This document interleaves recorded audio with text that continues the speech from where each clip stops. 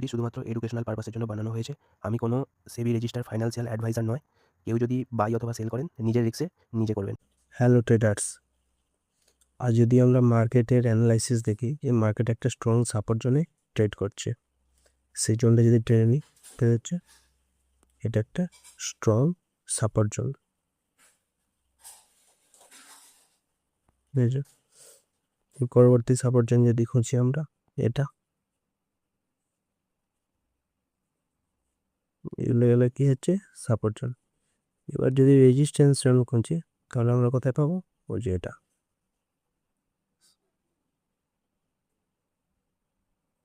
কি হচ্ছে resistance zone.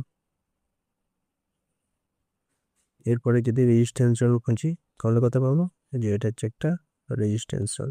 এটা না, মার্কেট এখানে একটা কি ট্রাইঅ্যাঙ্গেল প্যাটার্ন তৈরি করেছে।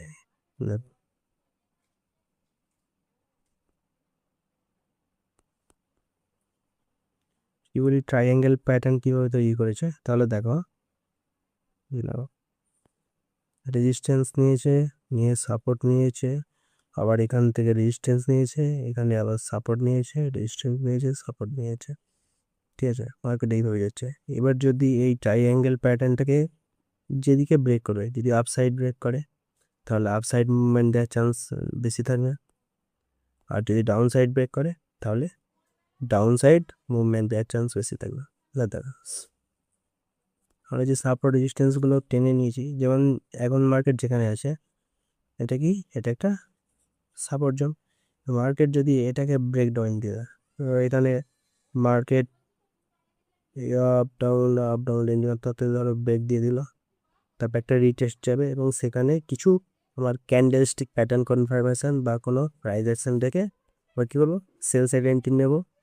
আর যদি মার্কেট এখানেই কোনো প্যাটার্ন তৈরি করার পর যদি আপসাইড নিয়ে দেয়, টপলি প্যাটার্ন বা হেড অ্যান্ড শোল্ডার প্যাটার্ন তৈরি করে, তাহলে এখান থেকে আমরা বাই সাইড দেখবো। ফার্স্ট টার্গেট এই পর্যন্ত হবে, সেকেন্ড টার্গেট এই রেজিস্ট্যান্স পর্যন্ত। আবার যদি এটাকে ব্রেক করে তখন কি দেখবো আমরা, আপসাইড দেখবো। ঠিক আছে, আমাদের এখানে। Thank you for watching this video. If you enjoyed it, please hit the like button and the bell notification icon.